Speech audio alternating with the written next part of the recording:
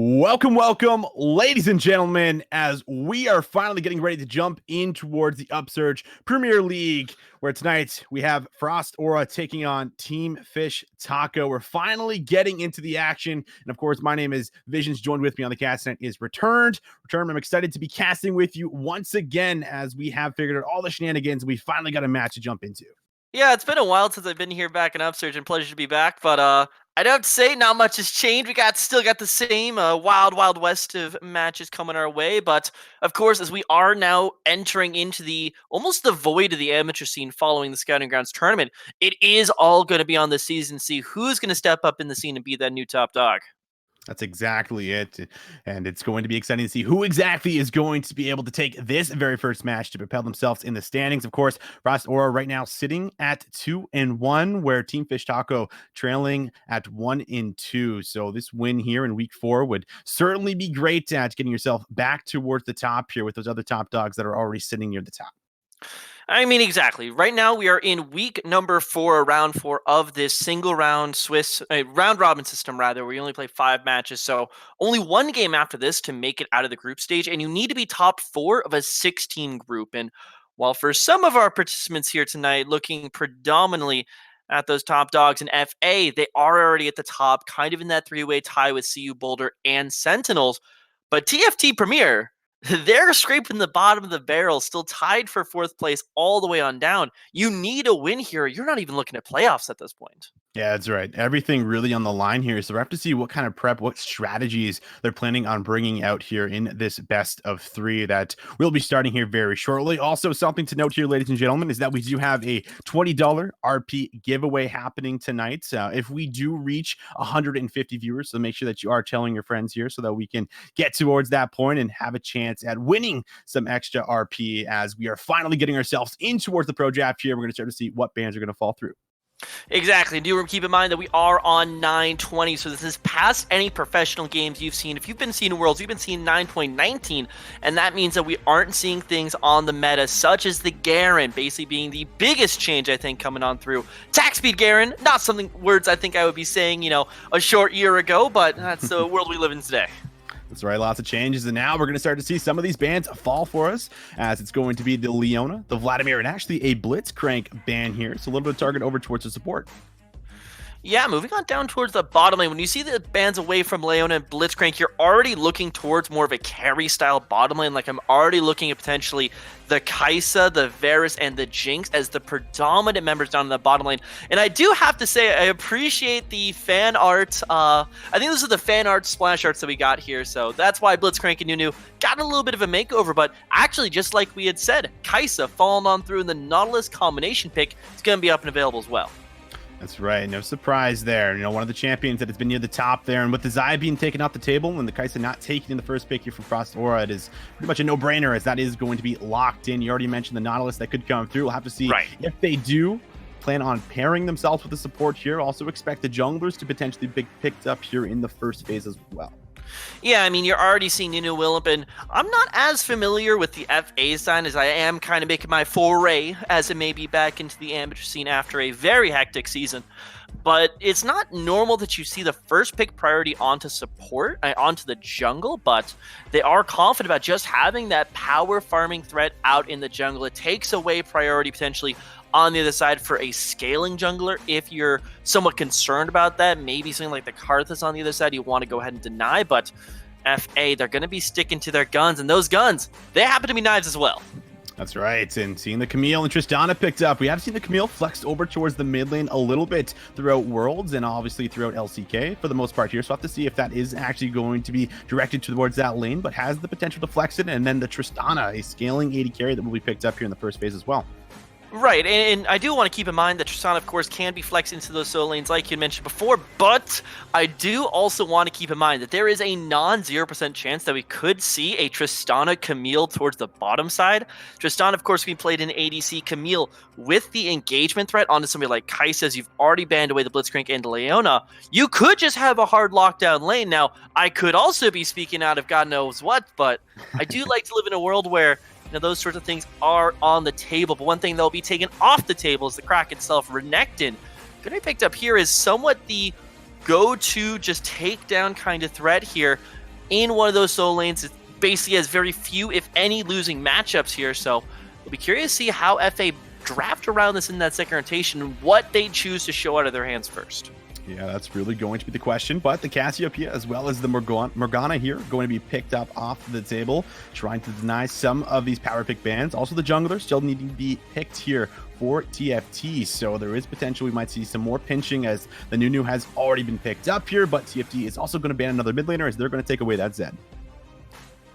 Yeah, already knocking things off the table left and right. I assume we're getting a little bit more in towards the focus fans. Fortunately, wasn't as much time to do in-depth OP.GG research here tonight. As you guys in the chat may have noticed, we had the back and forth of what match. And for those of you guys who showed up waiting for the Super CU Boulder vs Sentinels game, I got some bad news. But good news is that we should have a hotly contested matchup between FA and TFT Premier. And that could just very well be your jungle pickup. I mean, we're talking about Nunu canceling out some of those more scaling like options, but Talia is somebody who certainly can make their mark on the map in more ways than one. That's right. So using that Weaver's Wall can be certainly effective in matching those new gangsters. LeBlanc is actually going to be coming in towards the mid lane, we would assume, meaning the Tristana should be going down towards the bot side, matched with this Alistar. Yeah, going a bit more standard, giving the Alistar as the disengage option away from the Nautilus, but with the Talia already, keep in mind that Kiana is not only still strong and on the table, but has the combination factors with Talia throwing walls in the jungle. You can basically make the whole jungle just explode, which he tends to be pretty darn good, but in fact, no, already seeing the LeBlanc pick on in. Kassadin is going to be the response pick, and now all of a sudden, Team Fish Tacos has this composition where Kai'Sa, Kassadin, the Void duo, they're scaling for late game, and that means it is all up to Renekton and Talia to try to keep this game going in the early. That's right. So probably going to see some focus around the top side. Meanwhile, there is a lot of lanes that Nunu has a lot of gank potential in. It's pretty much every single lane. So have to see if he's going to be able to propel that early game success they may be looking for. But this top matchup, I'm glad that you brought that up, Return, because Camille into Renekton, can certainly go very heavily in one of their favors. They get a little bit of a lead and they can start taking over that side lane. They also are great split pushers here. So I love that you highlighted that, and we will have to keep our eyes on that top side of the map. Oh, we certainly will. And when we see Camille into these matchups, like when I think of Camille as of late, I've thought of it as that counter pick into the Aatrox, and it does still share a lot of those similarities with the Renekton matchups. You have the ability to just all in lockdown if you start to get the lead. The problem always is finding that initial lead. And when you have a jungler like Nunu coming along, who doesn't have the most gank ability, I mean, you have a lot. You have the snowball coming in, but against a mobile threat like the Renekton can somewhat shuffle out of that way. It could be rough to find that first little tick that gets Camille over that line. But if it gets going, Camille is still probably the strongest split pusher to take this team to the late game. Yeah, that's certainly going to be the case here. And, kind of looking and focusing more on towards the mid lane here. We haven't got to talk about it because it was the last pick, but the Kassadin, you mentioned the scaling that they obviously are wanting to go for with the Kai'Sa. So we'll have to watch out for this because LeBlanc could look to put on some early pressure, especially with the help of Nunu before Kassadin gets that Rift Walk at level 6 here, meaning he's pretty vulnerable. Most likely will go the TP. So even if he does lose the flash, able to probably get himself back to lane, but still something that is going to be massive in towards this early game due to that early pressure, shoving the Kassadin and then moving around the map here with the LeBlanc and with the jungle.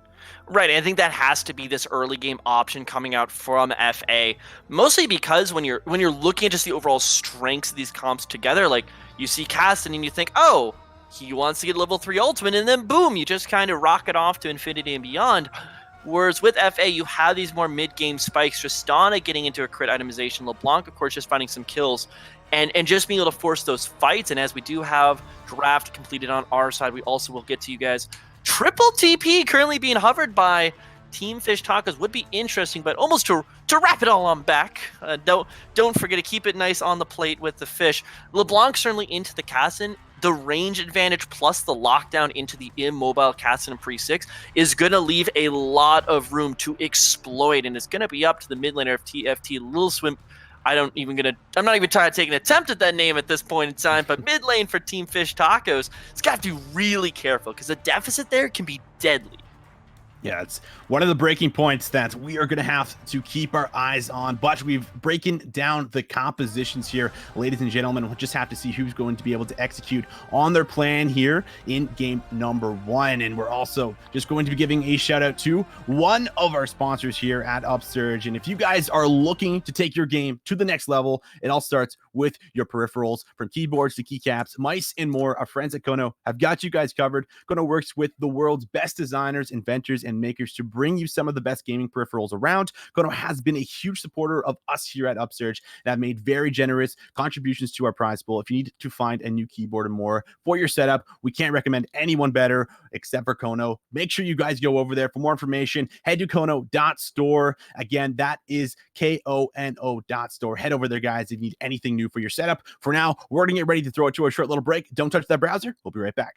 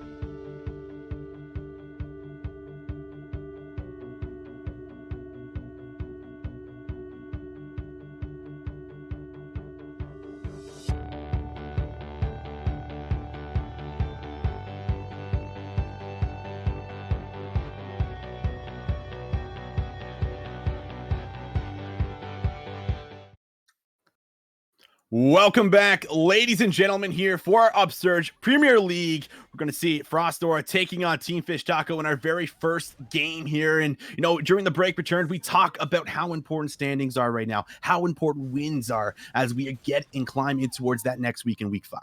Exactly. It is week 4 out of 5 right here and now. So there's only so many more chances for the teams to show us why they belong in playoffs. And actually showing us right here, TFT going to be going for a little bit of an early invade with the Nautilus. That's right. Try to go in, but Ward is just going to be dropped there or solidified and walks himself back out. However, that's going to be a Ward coming through there from the Tristana down in towards the blue side. So they should have an idea of where Lotus will be starting on the map here in the early game. Right, and it's going to be interesting for FA, especially FA Hunter on the Nunu. I mean, if you're talking about people who can go in and steal away camps, I can't think of somebody more perfect to go for. And now that you already start off the game with FA, having the intel advantage, basically knowing where Lotus is in the jungle from the word go, there is definitely some room for a bit of mind gaming here to come in, but we will have to see counter ward put down in the river from the likes of, it looks like Moose Breeder is going to want to throw that one down, so just trying to keep it safe, and Lotus will be happy if he can just get to level 6 without the entirety of his jungle being consumed away. That's right, and this is going to be diagonal start here for both of these junglers, so we'll be on opposite sides of the map, we would presume, as early trades already coming through from Elmo. And we mentioned in the draft, we're expecting this Cassidin to get poked down pretty early in towards the early game, get pushed in, and see exactly how Elmo is going to be able to move around the map here with his jungler. Yeah, mobility is going to be the number one thing, and especially pre-6 here in the mid lane. I mean, Lil Swippy, you're seeing the go-to runes from Cassidin, you're seeing the fleet footwork already coming in, and even the lockdown right there. Imagine with the chain coming out from, an ethereal chain coming out from LeBlanc, if you combo that with the knock-up ability of the Nunu coming in with the snowball, you all of a sudden have a huge kill priority in that laning phase. And when the lane's pushed up like this, you basically got the red carpet laid out to go anywhere. And even kind of wrapping that around, we were talking about this top lane matchup too, that Camille kind of needs that first little kick to get over the Renekton in lane. And that one little kick, that can definitely be a LeBlanc doing the kick in. Oh yeah, you could certainly just go right in her favor here, as we're going to see Nunu clear all 3 camps. Does have that level 3, is maybe looking to actually make a play on towards the blue buff here, where Talia is actually going to the top side. She has cleared all 3 of her camps, and we can see some aggressive trading. So we might have a lane gank actually coming here, and maybe a bait on the hook shot.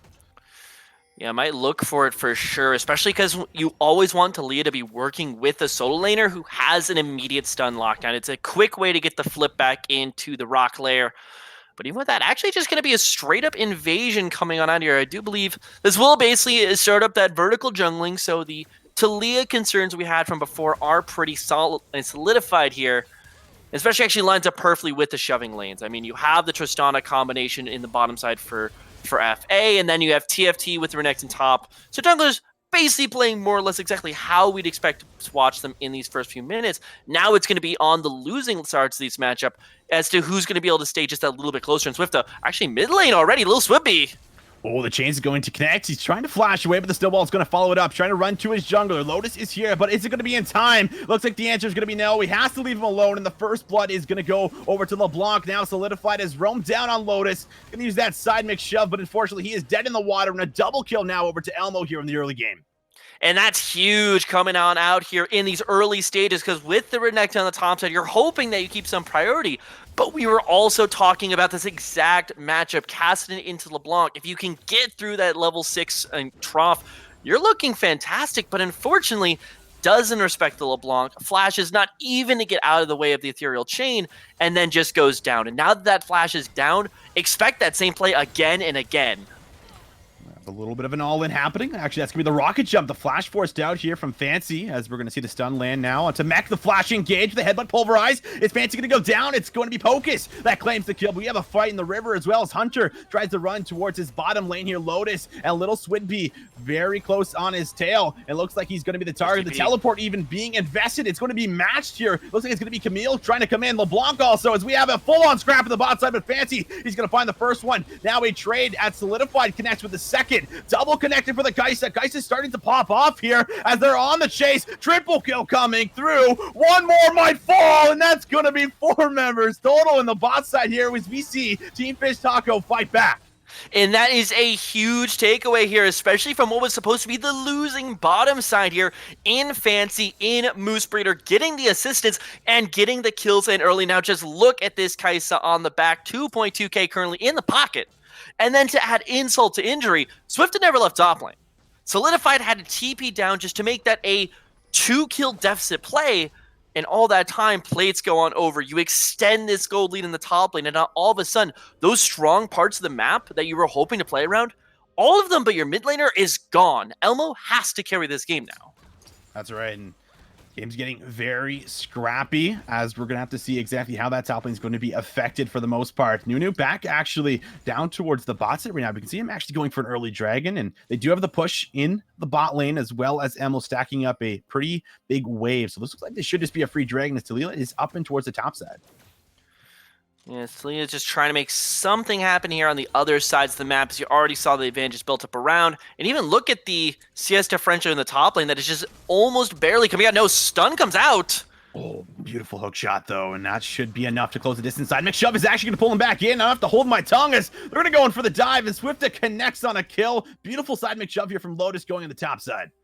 Yeah, finds the way around, knows that he needs to keep these advantages rolling even further, especially when you're looking at a Kleptomancy Camille up in this top side, not going for lane domination, but just going for scaling, but keeping Renekton on that front foot, keeping him closer and closer to his item spikes. That is what's going to get you here in the early game, and that much pressure now, I mean, tower plates should be crawling pretty rapidly here on the side of TFT, but it is going to be a big concern because look at the party that is coming to play here in the bottom side with so many TPs off the board.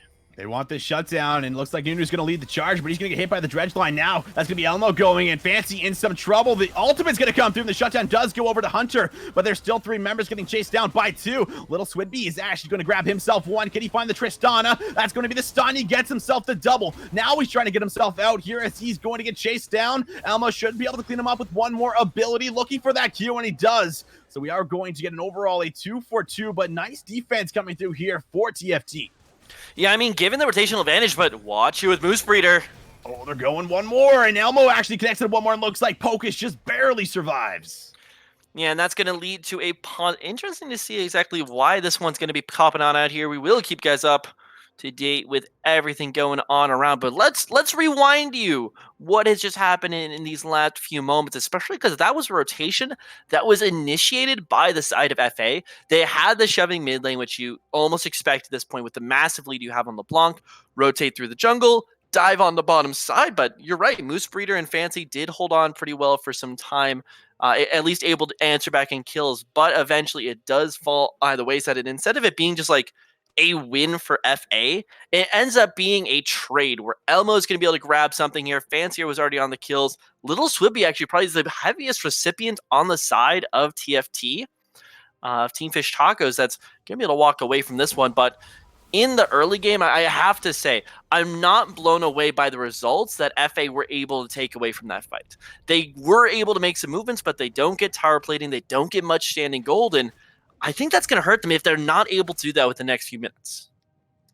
Yeah, that certainly could be the case here, as it has been a lot of kills going down. 14 at 8 minutes. These teams looking to scrap. We can actually see a freeze up in the top side, and this is so bad for Solidified because he needs to either call his jungle to help push this in, or he just needs to try and just back up and say, listen, guys, I just have to concede the CS. You guys need to win on the other side of the map here, and that looks like that's what's going to be the case, as Swifta is just in complete control of this top lane.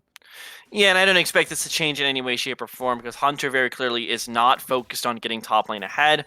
And you have other win conditions. If you're able to keep fighting for these dragons, which you already have won, you still have a theoretical shoving lane here in the Tristana, and your LeBlanc is still not doing too shabby yourself. So, fortunately, Solidified does seem like will be in the bold on this one, but doesn't seem to be really careful. Moose Bleeder and Fancy making their way down, and keep your eyes on Swift's TP. That is going to be potentially the straw that breaks the camel's back if they're able to launch a multi-man play to the bottom side. Lotus with the Weaver's Wall as well. Keep your eyes on this movement right here.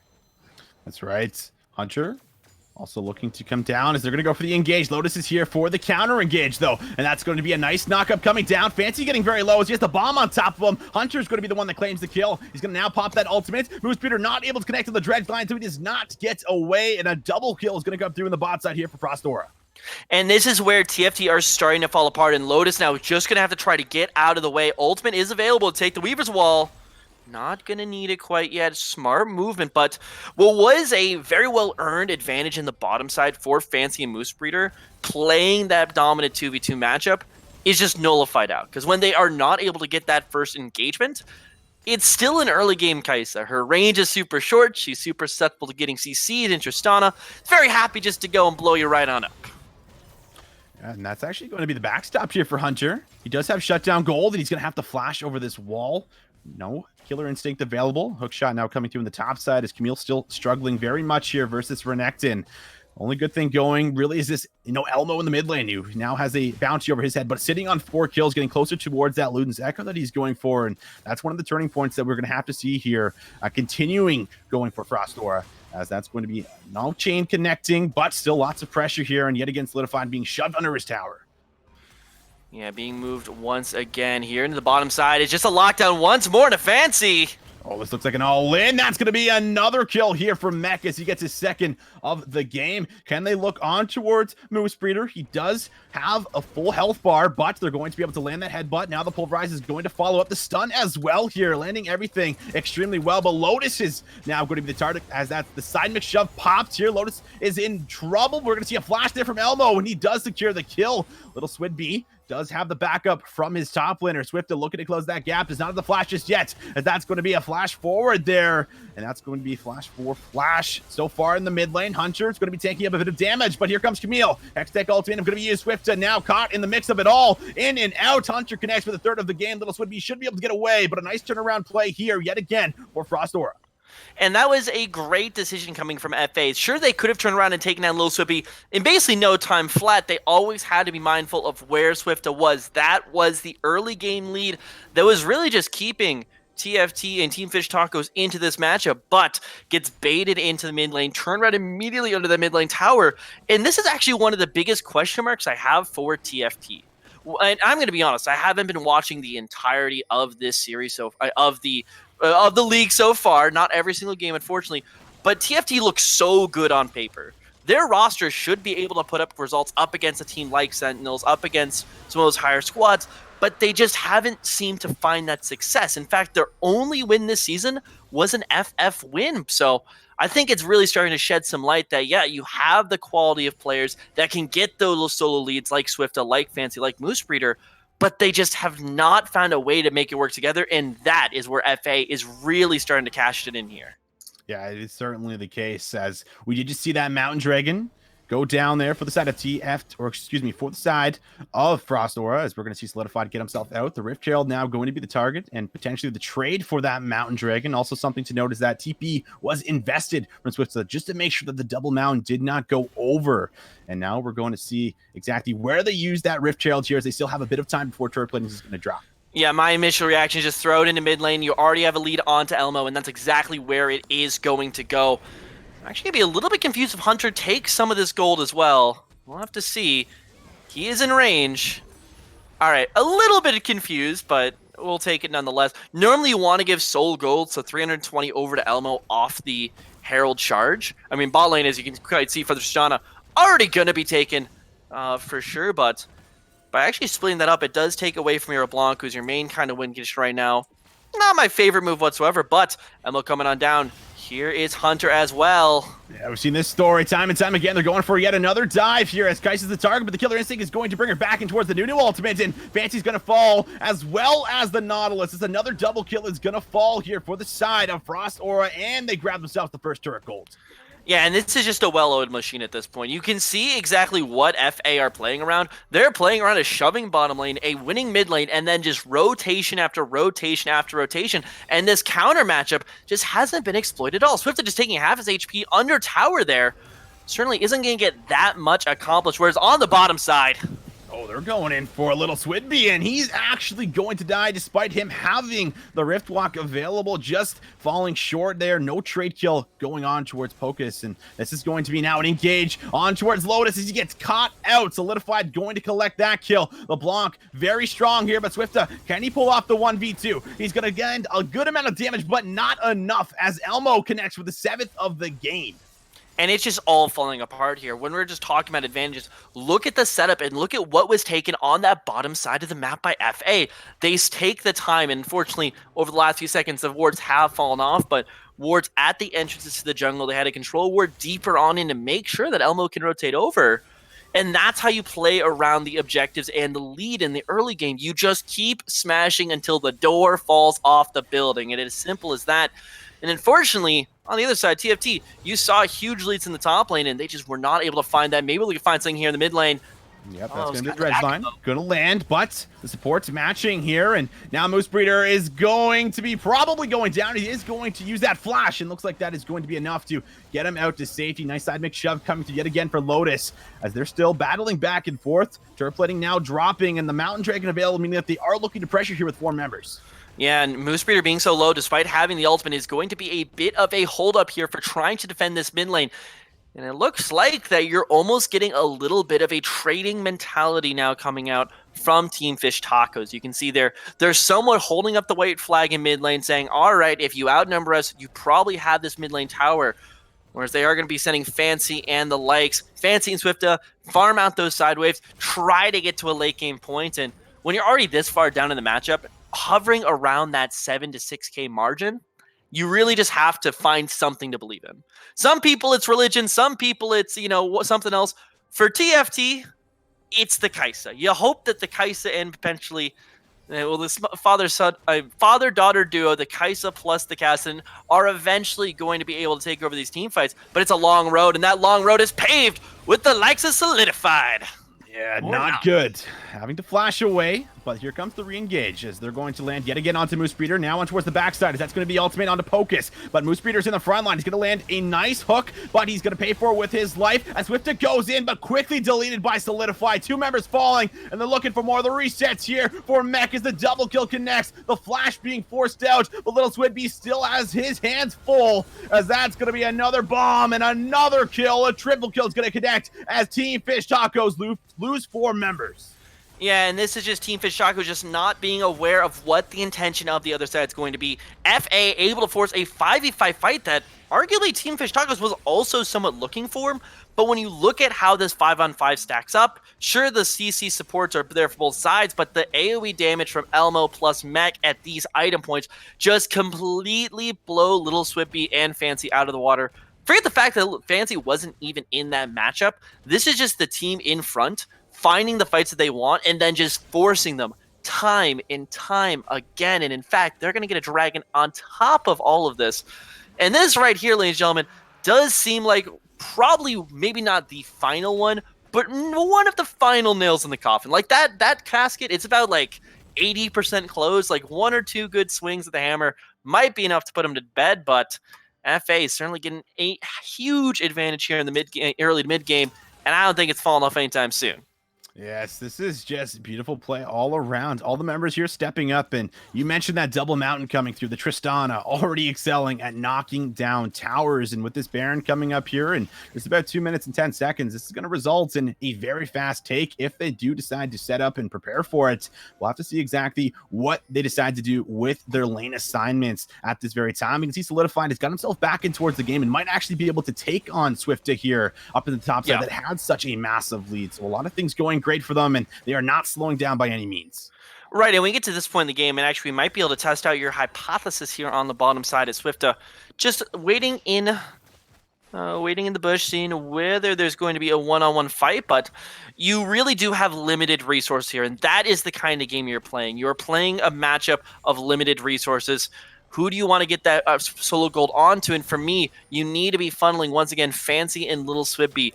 Until they hit late levels, you don't even look at a fight that has even a chance going the other way. Swifta, I think you're right. I don't think Swifta takes this fight, but he's going to go for it anyway. Yeah, he popped the Dominus. Cooldowns are starting to come back out, but that's going to be the Hextech ultimatum used. And Solidified actually cannot take this 1v1 at this time. So the Spirit shows you and actually still doing wonders for the Renekton in this matchup with the PTA, and that's actually going to force a reset. So Solidified still maybe needing a little bit more time before he can go for that full-on 1v1 here, down 50 CS in the matchup.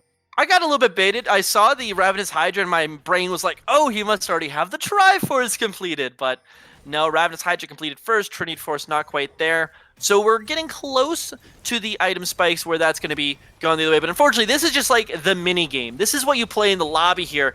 Up and top lane, this is the actual matchup happening. And it is just unstoppable, just domination. I mean, jungle control is already guaranteed for FA because you have the LeBlanc. Look at the warding line. Like, you can't walk into that topside jungle. There is not a single soul on TFT that can walk in there and not just be immediately blown up. That is just, unfortunately, not in the cards for anyone right now. And when that's the case, it is so easy just to set up on a tower, let your Tristana go to work, and LeBlanc just covers the backside. And that, unfortunately, is the game state we're in. And I don't really see Swifta being able to hard take out a lane anytime soon. And as long as you keep Swift on the side lane, he is the one who is benefiting from the split. He is the one who is collecting the most CS. And that is still not the game you want to be playing right now. If you're going to sacrifice, make sure it's for something. And we're going to see Hunter actually start up this Baron. Right now it's all alone, as he will be able to heal up off of it there with the Q. And you can just see now the rest of the team moving up in the jungle here, forcing the ward line back, and Hunter's still soloing this, so they're probably just going to make a rotation over this double mountain, doing wonders, and this actually just might be a Baron stuck right underneath the noses here of TFT. Yeah, I think that the nodes of TFT are not going to want to get anywhere next to this Baron. It's the same thing we said before. LeBlanc exists, and actually you might be seeing that right here. Hold on, Lotus going to try to send it all, but now is so deep behind enemy lines. Yeah, he is going to pay for that Weaver's Wall, and Swift is trying to make a play of his own here. This would be massive. He's diving under the tower, but the hookshot's going to land. Swifta trying to get himself in there, but Solidified shuts him down. Now little Swidbeat trying to get himself away from Elmo, who is so very much fed here. It's going to be the Rithwat trying to close the distance. The chain just falling short, but he should be able to run him down eventually. The minions are in his favor now. Mo eventually takes him down. 3 members down here for the side of TFT. Now the base is going to be broken open.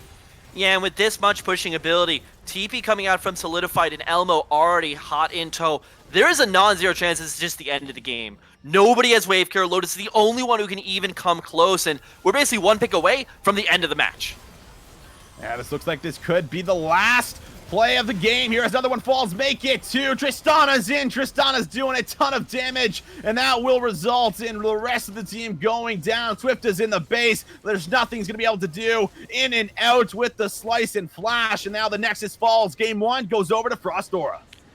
Yeah, fantastic execution. And for Team Fish Tacos, and of course, ladies and gentlemen, do remember we are in a best of 3, so the game set match is not quite over for likes of TFT, but TFT, they looked good in the early game. Like, Fancy and Moose Raider were able to pull off that play in the bottom side when nobody was really expecting it. They used the individual mechanics to upset the lane. Swifta, same thing in the top lane, which is absolutely dominating with support from Lotus. But when the time came to make the rotational plays, FA knew where their advantages were, and TFT were not able to leverage theirs at all. And this either has to be some huge changes in the draft, take away these tools from FA, or TFT just needs to find a way to win even harder.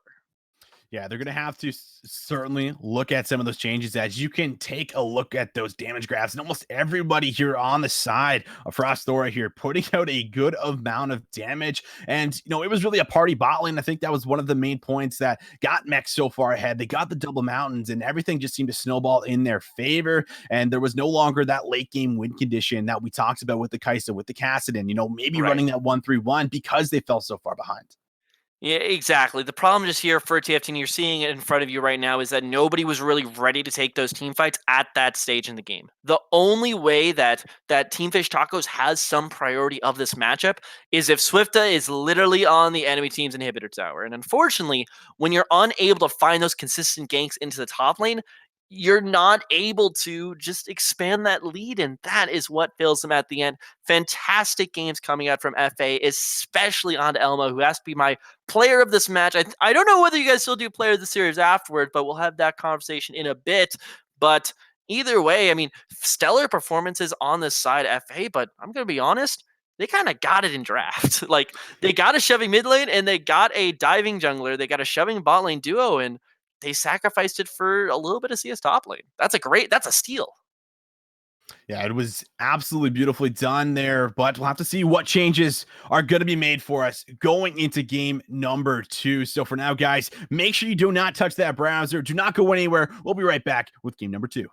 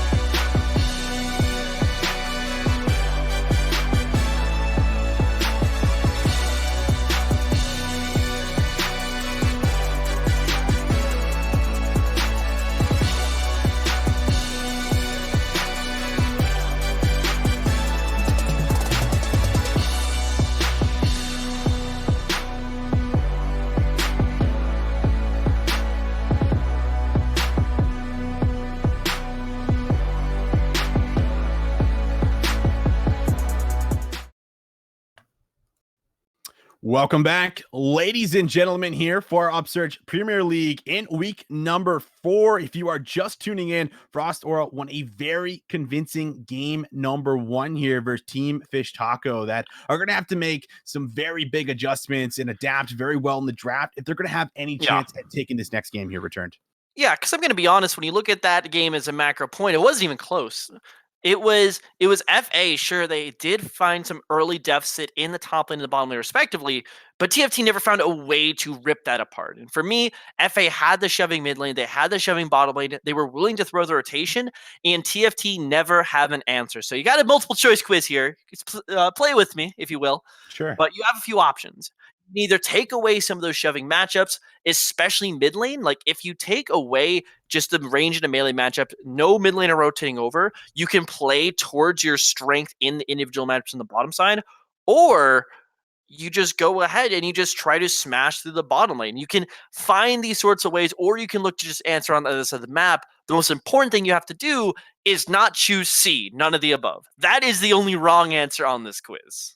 That's fair. And we're actually going to see really what they're going to make a difference in far as the early game, because I think that was one of the main points. You just said it, they smashed through bottom and TFT didn't have a response. They had a winning top laner, but they did not play towards it in the last game. There was a massive lead built up for the Renekton, and we actually saw Sentinel not able to go in towards that 1v1 here. So I'm actually curious to see if they're going to let the Nunu through again, because I felt like Hunter played really well in that. And also FA did actually lock that in first for them. So either way, I'm pretty excited to see exactly what they're going to go for, and Right. And going in towards this game. You already said it too, Return, during the break, that even picking up wins and forcing that game number 3 could be all the difference in the tiebreakers as well.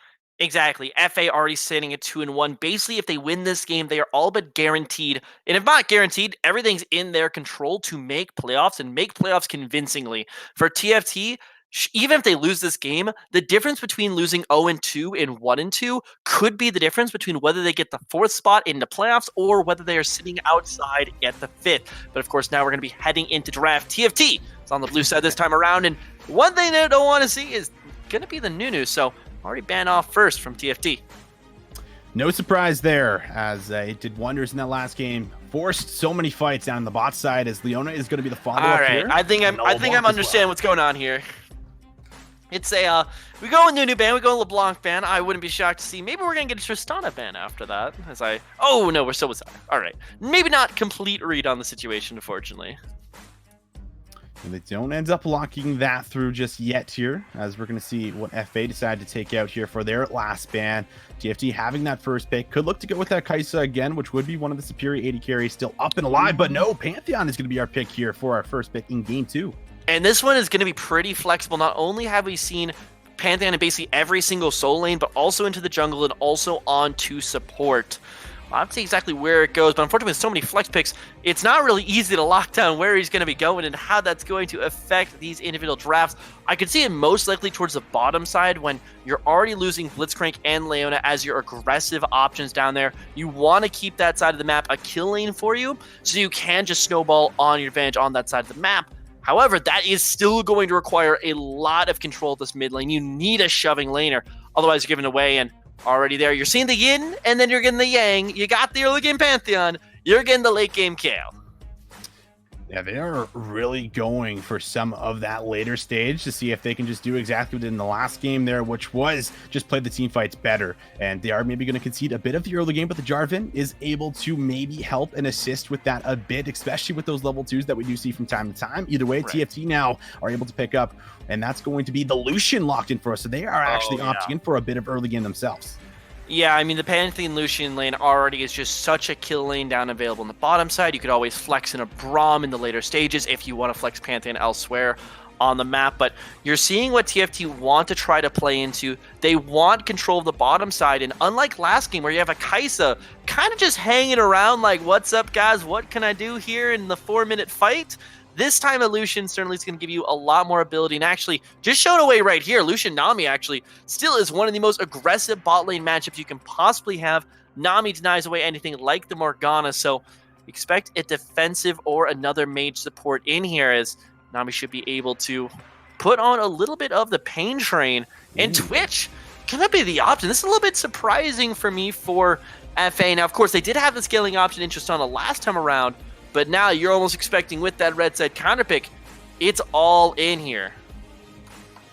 Yeah, they are really just going for it all, like you just said. And now we're going to see what bans are going to follow up on towards this, because they might just be looking to pinch out some more of these early champions that can help with propelling an early goal lead for us here. And it looks like Cassiopeia is going to be the first one that does fall through. So they're trying to deny some later stages here to make sure TFT isn't able to match them when they get towards that point. Yeah, and I do want to point something out. Thank you, Chad, for pulling that one out as well. But keep in mind that Lucian doesn't necessarily have to be a bot laner. He could be a mid laner, especially with a little Swippy on the blue side for this matchup. Because remember, what we said was kind of the keys to victory from last match. Control the mid lane, don't let yourself rotate on around, and of course the bans away from Thresh Nautilus will keep the Nami safe onto the bottom side. Pyke, for me, probably is that next go-to, can you shut down this pick with an engager? But if that's the option, then you're thinking, okay, what magic damage sources do you still have available from TFT, especially that you want to pair with the Nami? But still, for me, for my money, if you're already picking the Nami, Lucian Nami still that aggro lane that you want to go for, meaning TFT need to find some other way of shoving out this mid lane. They absolutely will. As the Rek'Sai, Nautilus, Thresh follow that up. The Yuumi actually being hovered. It's going to be locked in. So they are going for ultimate late game in return. Okay. So this one's already interesting with the Yuumi in lane. Actually combos pretty well with Twitch once he gets the Blade of the Ruined King, as the already assassin lane turns into a submarine assassin. Being able to put down the Yuumi ultimate, lock people in place, Twitch ultimate goes on around. That's not going to help very much for the early game laning phase, especially with the Yuumi damage nerfs. Lucian Nami should still hard control the bottom side of the map and doesn't do anything to prevent the ganks, especially coming from the likes of Gragas, which still means that FA got to be all in with this mid lane counter pick. You need to win this mid lane shoving matchup for Elmo. Otherwise, there's potentially zero sources of shoving lanes anywhere on this map. There will not be whatsoever. And seeing if they can maybe set up some hard engage here. Most likely going to see the Predator Gragas in towards the jungle. The Pantheon still the flex, and even the 80 carry roll. And that's going to be a Yasuo coming to us to match with that Gragas Wombo combo. All right, so I need to quickly point out to people. I'm sorry to cut you off, but people on stream can't see the names, and because we are in the 10-year anniversary, like the funny art is coming up. That is a Malphite, just to let you guys know, ladies and gentlemen. Caught me off guard for a second too, but let's try to make sense of this one. I believe that would mean we could see a Malphite into the mid lane just up against Yasuo as the counter matchup. Just it's a melee attack damage dealing or physical damage dealing mid laner in the Yasuo, so already Malphite going to be tanky enough to survive through that. But that does now mean there are zero sources of shoving lanes anywhere on this map. Yasuo has better wave clear than Malphite in the early game. Twitch isn't going to shove. Kayle isn't going to shove versus a Pantheon. And now there are no excuses why TFT shouldn't just absolutely dominate this matchup, at least in the laning phase. That's right. The laning phase is certainly looking to be in their favor by all means here. The Lucian Nami, you already talked about it, how hard they are able to smash here, especially at Twitch, who doesn't have any escapes except for that flash, very vulnerable. Does have the healing from the Yuumi at the very least, but opened up to potential 2v2 kills. And the Pantheon able to roam and use that ultimate, use that Starfall to be able to maybe impact some of these lanes and do exactly what FA did in towards that last game, which was smash the bot lane. And that looks like maybe some of the drafts that they are looking to go for here in game 2. Yeah, they're going to be looking for something. I do appreciate the chat who have now affectionately named this Malphite Napkin. I do have to agree. Does look like a piece of folded paper. I do appreciate how happy he is about it, though. I'm not sure how happy I'd be playing that, especially if it is the mid lane matchup. And we do have draft now taking place in our actual client. Paper does beat rock. Unfortunately, there is no paper. Scissors got left in game number 1. Camille's already out of here, so you can't have the full trifecta, but we will keep you guys updated as soon as we know where that is going. Preliminary guesses that we all have so far. Actually, we might have confirmation here. No, we don't. Okay. We got Yasuo versus Malphite matchup mid lane. We believe Pantheon versus Kayle in the top lane. And then, of course, the rest of them should kind of feel their way out. And for FA here, Hunter now is going to have to work overtime. Because he's on the J4, he wants to go for these early ganks, but he has nearly zero gank assistance until level 6. That's when Yuumi turns online with the lockdown, and where Malphite turns online with the lockdown. It's going to be very difficult to see, some of that early pathing. Maybe just looking to play defense, try his best to track these Gragas ganks and maybe look for those 2v2 counters. That's something we will have to also watch out for. And I kind of just want to reiterate some information. Frost Aura 2-1, we mentioned that they're looking like one of the stronger groups, or one of the stronger teams rather, in this Mountain division here. And TFT's only win was a forfeit. So we are looking to see maybe if they can take this to game number 3 here with their early game draft. But we have to kind of side with FA, just due to how well they played in towards that last game. And anyone that didn't do it, they absolutely smashed. They smashed through bot lane here. So there is that little bit of an advantage that we have to, just kind of mention and talk about here. As TFT need to get themselves to game 3, but FA already looking to maybe close this one out here going in the late game. Yeah, FA was looking good, but they were looking good off of exploiting the advantages they had in that early game. Once again, shoving mid lane and shoving bottom lane, along with their Nunu roaming. This game, those shoving lanes do not exist, and it looks like it is going to be what you see on your screen. Malphite, a.k.a. Napkin, in the mid lane, Kale in the top lane for the likes of FA. TFT Premier, you have the Pantheon and Yasuo solo lanes. And for me, with TFT's composition, you still just need to focus on hard demolishing this laning phase. Pantheon versus Kale early game should be just gank the Kale 24/7, get her on out of here. Gragas Yasuo, level 6, double ultimate combination, might not be as effective versus the Malphite, but you still have it in the repertoire. And then, of course, Lucian Nami versus someone who has 0 mobility like the Twitch should be a hard kill lane. But, and this is where the biggest one comes, if there is not constant playmaking in the mid game where you're using this Gragas Yasuo combination nearly every single time, this is an all AD composition. Gragas being the exception, but I don't expect Lotus to be the largest damage source on his team. 3 AD members on the squad. There is a Malphite on the other team, and 2 hard scaling side laners with a Yuumi. If this game does not end by 30 minutes, the game's over. You can just surrender it for TFT. FA is already moving through with a 2-0 sweep.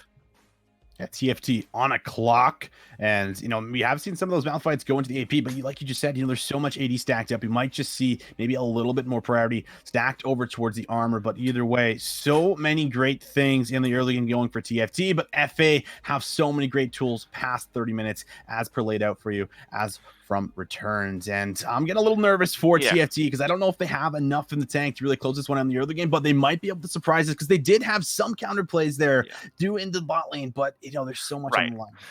They've shown that when they have the individual matchups, they can outperform. Actually, as we see here, ladies and gentlemen, it looks like we have a last second switch. It is going to be Swifta piloting the Yasuo here in the top lane, Pantheon in the mid. So looking to make that combination. Yasuo Gragas playing the top side, Pantheon in the mid. Doesn't change too much for me as far in terms of what lanes are shoving. I would just now expect that the Pantheon into Malphite is going to be a very favored matchup for Pantheon, a little bit less so for Yasuo on top lane. Should still be winning. And if you thought that was interesting before, hold on to your hats because we've got 3 ignites now coming out from TFT Premier, Team Fish Tacos. They're sending the boilers, they're sending them on high because with no TPs, all they have to rely on is the Pantheon ultimate and their own lanes. That's right. And we're going to find out how that plays out for us. But before we throw it to a break here, guys, got to give another shout out to one of our sponsors here at Upsurge, Midwest Esports. Has been around for many years, starting as small as a student group out of Wichita State University. Since then, Midwest Esports has grown to be a veteran organizer to tournaments and events throughout the U.S. They host tournaments for games like League of Legends, Rocket League, as well as Overwatch. For more information, check them out. Go over to MidwestEsports.com to see if they have any events near you. For now, though, guys. And before we go to break, a quick reminder here as we head on into game number 2 that we will have a RP giveaway, 150 viewers. We're not quite there yet, guys, so get your mom, get your dad, get your dog, get that guy from upstairs in apartment 2B. Get them all here because we hit 150 viewers. You are in that RP. But now we're going to set it to game 2.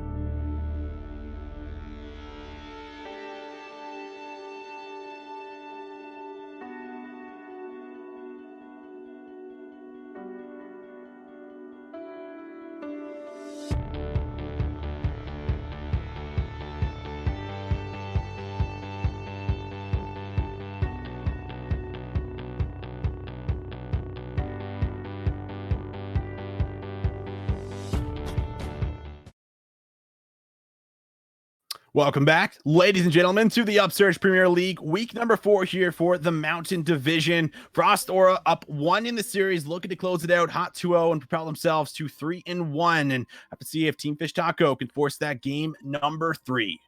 And once again, Team Fish Taco going to be coming out of the gates here. Maybe with a little bit of a funky strike. Keep in mind here, versus the Yuumi. Yumi's got no real way to get away. No flash, no boots, no nothing.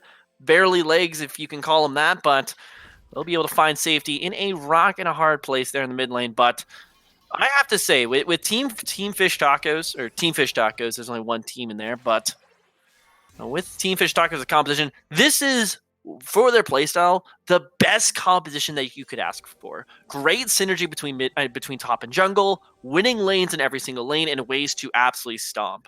If they cannot win this match, they cannot win any matchup versus FA. Of course, FA going to be falling back on Hunter to try to find those advantages. It's going to be on Lotus, basically just on anti-J4 duty. Let your lanes win throughout, and then just win the game forehead.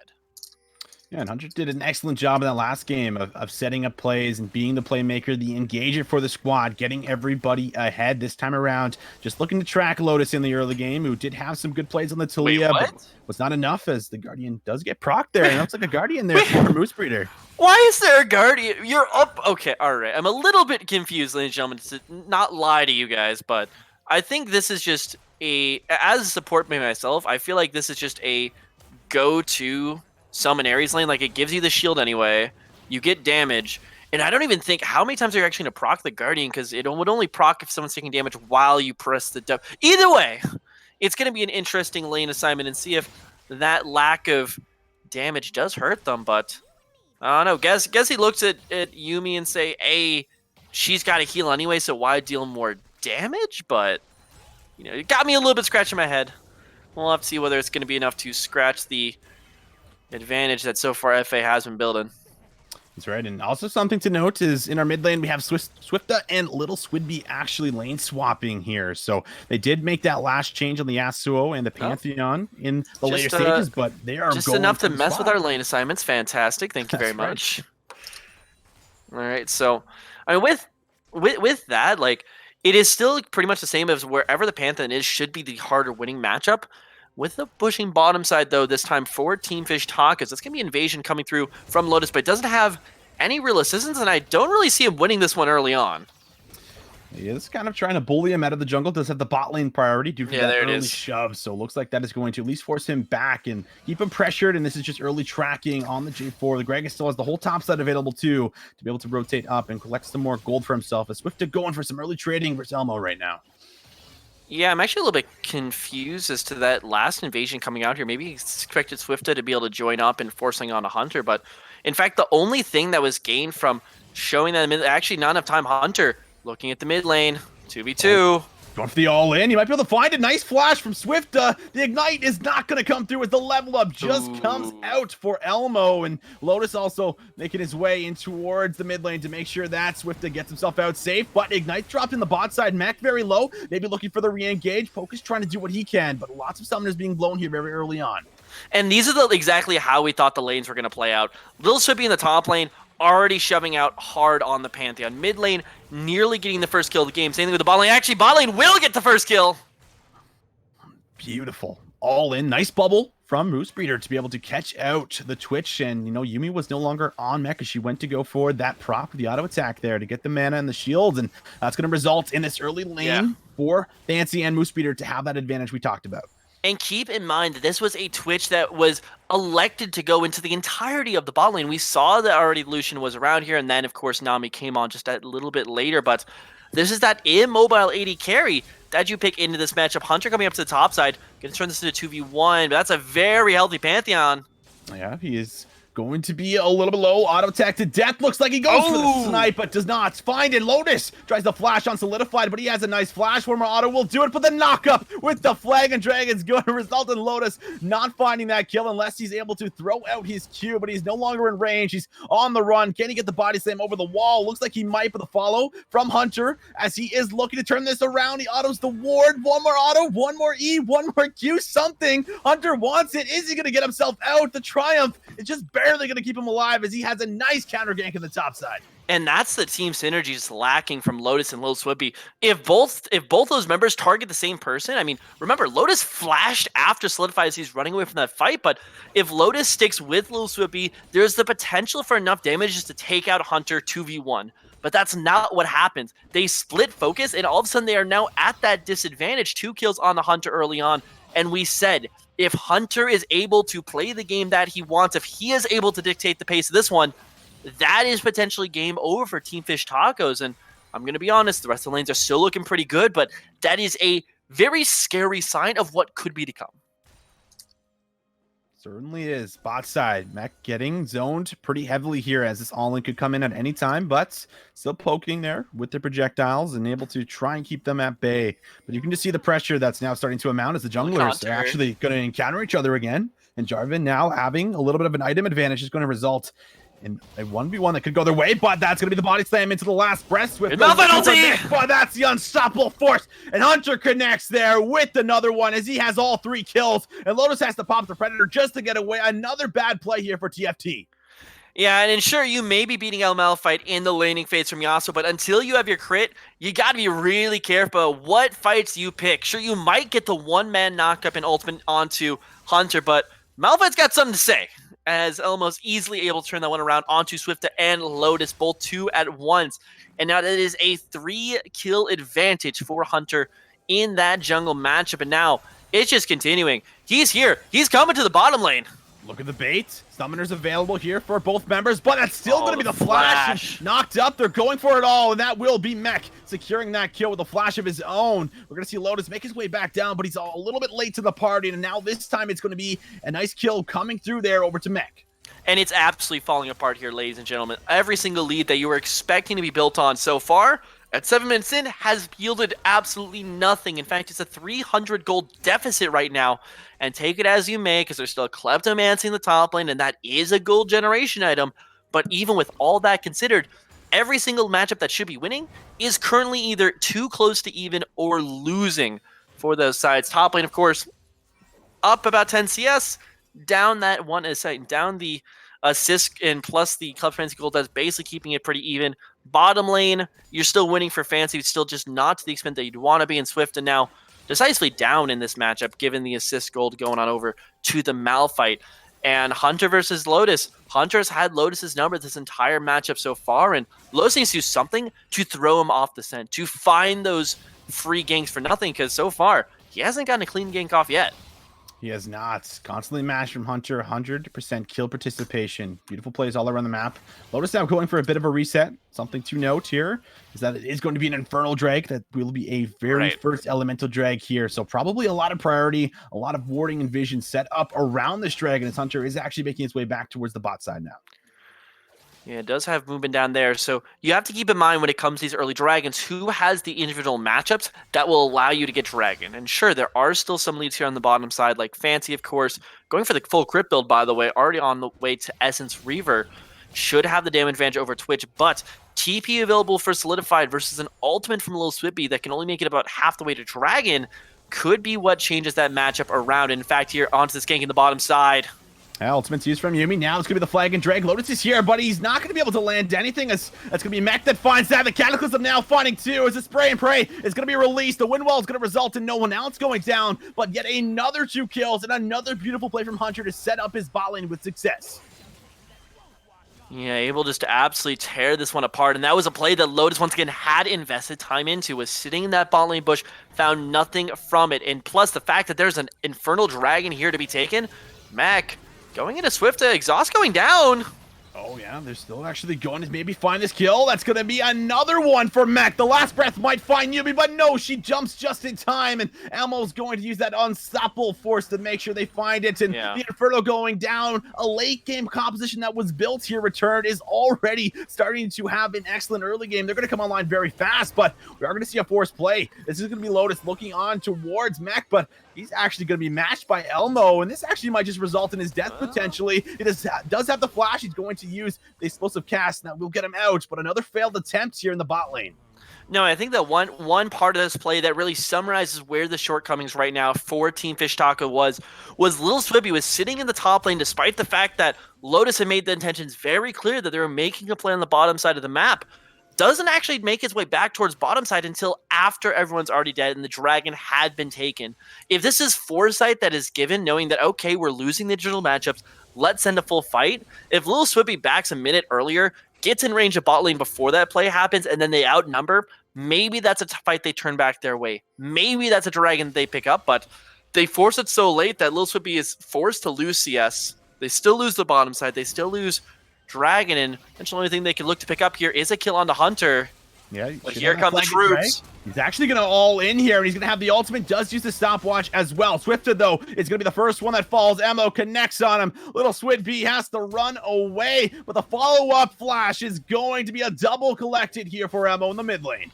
Yeah, and rotation once again coming from Fancy and Moose Breeder, coming up towards the top side, potentially electing to try to stop the Herald, but now giving a bunch of free gold over to Mech, and this is still just falling apart. These are the solo queue plays coming out here. And as a color cast, ladies and gentlemen, I want to make it very clear that I am very hesitant to ever call a team solo queue-esque unless that is legitimately what they are. And right now, TFT, their roster looks fantastic, but their team play and game sense just looks down the drain right now. And FA, they might not be the shiniest toy at the aisle. I don't know where that was going. But they might not be the greatest looking roster on paper, but in practice, they're looking damn good right now. They absolutely are. Bot lane yet again in a little bit of pressure. We're actually going to see Malphite make his way down. He has the unstoppable force. Just taking a stroll through the jungle, looks like, as he is behind enemy lines. Mech might actually look to go on towards the mid lane here, and this could potentially catch them out. This looks like a nice setup play, but Swifta just going to get out of range. Now we're going to see the Yuumi and Twitch make their way in, and that's going to be a dodge from the unstoppable force. Unfortunately, Tornado does not land, so no last breath is going to be able to be taken here, but Swift is going to fall, and the Rift Trail is going to be a result, and this top lane looks like it's going to fall down as well. Yeah, it's a little bit of a bad sign when the enemy Malphite missing the ultimate still follows through into successful play. Ultimate comes down here from Lil Swippy as the Herald is already shoving into top lane. Those are huge gold gains now being made. Kale's already now 20 CS up, plus has the entirety of the top lane tower. Huge kill leads across the board. ADC as well. I want to quickly highlight the gold. That is a 700 gold differential in favor for the Twitch Yuumi lane. And as much as I hate the Yuumi pick isn't why this one's winning. It's all the team play around it, and now potentially the first time that Lotus is going to be able to find a clean gank might be on a top side, but no. Look at FA Hunter. He's just reading this one like a book. Yeah, he is playing out of his mind this series. Certainly one of the reasons they have this lead in towards this game number 2, as we're going to see Mech make his way in. Might look to open up here. Bubble not going to land. Is going to use that Blade of the Ruined King. And now Lotus is actually going to be the target. He's going to use the explosive gas, but it just gets Hunter closer as the heals are going to come out. But the Spray and Pray now going to be released. Bubble's going to land. Hunter still on the chase, and the Cataclysm will secure kill number 1. Kill number 2 looks like it's going to go down, and Elmo will grab himself the 4th of the game. Yeah, and this is just absolute domination here. Lotus, Lil Swippy. Panthan is basically a non-factor at this point. If he's not able to match up in the early game, he falls off like a rock. And excuse the pun, as we do, in fact, have a rocker napkin in this matchup. Going to fall off far harder than the Malphite does. And at 0-3, it's not going to be able to even look at the Kale matchup. Kale's still not even on that second item yet. It's going to be scaling into infinity and beyond. Elmo grabs another plate here in the mid lane as AP Malphite still looking to take off. And words that I never thought I'd say in a Upsurge Premier League matchup. The AP Malphite mid currently dominating the lane. But either way, just this was the match where Team Fish Tacos needed to win. They needed to smash because they have winning matchups across the board, but Lotus just got hard out jungled. Hunter's looking like an absolute legend right now, and the lanes, unfortunately, for Lotus didn't do him any favors, and that is currently the spot that we are at. Gameplay is certainly coming to a head here as just FA gets everything. They do. Lotus, you are not in a great spot. He's going to go golden, but this should just be a kill regardless. Solidified making his way down as they go to pounce on the bot lane here yet again. Moose Breeder is going to get hit by the final chapter, and this is probably just going to be another kill over to Beck. No, Focus says, I want to grab myself one, guys. They send the party in the bot side, and, well, they get kills and they get the tower. Yeah, while they still have Swift in the top lane, just trying to soak up whatever amount of CS he can. He's still not on any true crit chance. Oh, there's the ultimate on in. Good night. That's going to be another one falling. Make it 2. They are just running over Team Fish Taco. Almost a 10,000 gold lead here at 15 minutes. And that's the tier 2 also falling on the bot side. This is not looking great. Well, usually don't call games, completely out, but I feel like TFT is probably out of this one. Yeah, no, it's done. This game is nearly completely over. FA looked great in game number 1. Game number 2 looked phenomenal. And realistically, the only thing I could see happening is if you get some massive wombo combo that just gives you the time. But then I'm wondering who even does the damage right now. No Infinity Edge yet for Fancy on the crit build. Same thing for Swift and no Infinity Edge yet to bring up to 100% crit plus damage on that. Gragas isn't doing anything right now. The only thing I see is like if you hit an explosive cast on 5 members outside of, let's say, Baron, and then you multi-man ult them, and then you knock them up with the tidal wave and then a bubble, maybe that's enough, but setup's not even close to there right now. It is not. Final chapter does get used. They almost actually find to pick onto Pocus as the ultimate is going to be used there. The Starfall not able to connect on anyone. They have all the members stacked up in the mid lane, but the team fight is probably going to go the way of Aura yet again as they're going to go in. The ultimate's going to be popped on towards Mech to make sure he stays alive. Now we're actually going to see a trade kill, but it's not going to come through as 2 members already fall for TFT. They're going in deep, and yet again another team fight is going to go their way. What a surprise. And normally when you see a 5v5 fight like that, you're like, okay, they killed the jungler, let's get Baron, but we're still 3 minutes away from that, ladies and gentlemen. We can't even look to Baron right now. We're only looking at this mid lane tower, and still, so much there was actually thrown incorrectly. Actually, coming back the other way. Oh, desperation play is going to be made, but the Twitch is too strong. Yeah. Another double's going to come through, and they try to force, but it does not work. 22 kills total now. Just look at the Yubi. Look at the stacks. This is just unmanageable at this point. This is pain just looking at. Mech got half his health bar back just looking in that fight while he was CC'd for Christ's sakes. But no, it's over, ladies and gentlemen. Just don't go home. Get people to watch. Get your viewing bots or whatever so we get 150 viewers to get your RP. But yikes. I think that's the best way to describe this one is they went for an all-in early game composition, and well, Hunter played them like a fiddle, absolutely read the map perfectly. That's resulted in now a massive gold lead, 12,000 at 18 minutes. I'm sure one of the biggest ones we've seen so far in the season in UPL, but either way, this is looking like it's just going to be a limited time for the side of TFT, trying to shove in some of these waves. The Baron is probably going to be that last straw that does break the camel's back, as we're going to see the setup around it, and we're about 1 minute and 50 seconds away from that point. And think about the domination that was just happening during those last few fights when Elmo missed his ultimate. And this honestly is not worth raising my voice over, because it's just the normal set of occurrence. It is now people getting picked out one by one. Elmo is probably just going to half health by look at this guy by looking at him. Yeah, one, it's kind of. This is. Oh, hey! You got a kill going the other way. Woo! Got something. We're on the board, boys. All right. They got themselves 3 kills total now. Unfortunately, it was a result in 4 members going down across the map. And well, maybe they don't even need the Baron here return because they're already starting to knock on the door. Yeah, I mean, mid lane inhibitor is going to be falling very quickly. And with the fact that you already have Elmo pushing out top lane, top tower inhibitor isn't off the table. Elmo's ultimate is probably the biggest thing you want to play around, but as I was saying before, you saw the plays that are happening for when Elmo just completely whiffs an ulti in the middle of a fight. The answer is it doesn't matter at this point. And now, as you start to draw members in towards this Baron, it's going to be interesting to see how FA at least want to play around in this. Do they just straight up steamroll and take the Baron because they have full vision control and damage? Or do they actually look to take a fight, grab a quick pick with Elmo, and then use Mech to just absolutely rain in death and terror from above? And like you said, Baron may not even be necessary at this point, but the Death Bush certainly may be, as that's going to claim yet another no Fnatic Jarvan, but it will be the Fnatic Death Bush that gets him in the end, as we're just 30 short seconds away from Baron coming on up.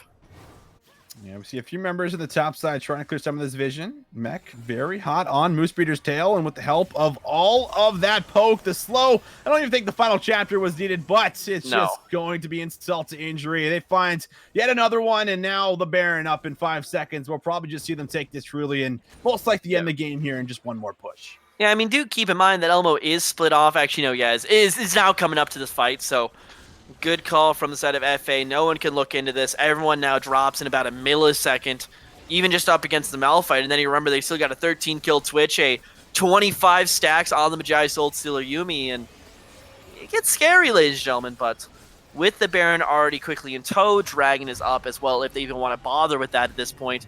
Not sure what that one's going to be. Oh, that's gonna be an Infernal Dragon.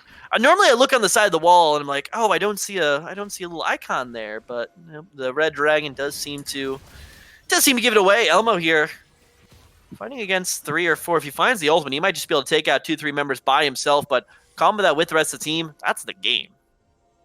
That's right. It's only a matter of time here. It's just going to be who pulls that trigger for them. And this is just looking like it's a complete domination. The Baron falls through. The double Infernal here as well, just to propel that extra damage as they're just going to start shoving up some of these waves. And this is one hell of a series from the side of Frost Aura, really showing their dominance. And, you know, after this win, this is going to put them towards the top of the standings. And, you know, before this series, they actually had went to game 3 every single time. I know the game's not over, but I'm sure it will be very soon. So this will be their first 2-0 in the season, which I'm sure will also feel nice heading in towards that last week. Exactly. Now this is week number 4. A win here for FA in a 2-0 fashion will push them at least into a tie with first place, which means that if they keep winning throughout the season, the worst that they can get is a second place seed, and now we're going to get the way back in. Oh, that's the last breath there on Mech. Can they find that kill? They're not going to be able to, as the Kale ultimate is way too much. Last breath not available for Swifted to re-engage. Nemo's just gonna run him down. You can see the email. Yeah, that kind of summarizes it for you, ladies and gentlemen. Yes, it does. 4 members fall here. Beautiful fashion for the side of Frost Aura. Completely dominating game number 2, and game number 1 certainly went their way, as they are just playing for KDA, and they certainly packed those stacks here with this game. Yeah, and that's just absolute domination through and through. We said what FA needed to do this game. It was all on Hunter to control Lotus in this early game, and by God, he has done it. MVP of the series for me, hands down Hunter, but that is a fantastic game for FA as they get ready for that last postseason push. Yeah, beautiful all around there. And now TFT, you know, have a lot of things to work on. We saw them, you know, just completely falter and maybe not have anything going for them in the game. And everything they did try to force, you know, it was just matched from Hunter. You just said it. Just an excellent game all around the board from game number 1 on the new first pick, you know, leading in towards those engages, setting up the bot lane for success is going to be a transition into game number 2, where he does the exact same thing, matches the ganks from Lotus, plays perfectly well, is the engage tool. And well, Hunter looks like he is one of the main components of this team. Yeah, no, that was a flawless performance from it. During those first 7 minutes, there was not a gank, actually the first 10 minutes, thrown by Lotus that was not immediately answered out by J4.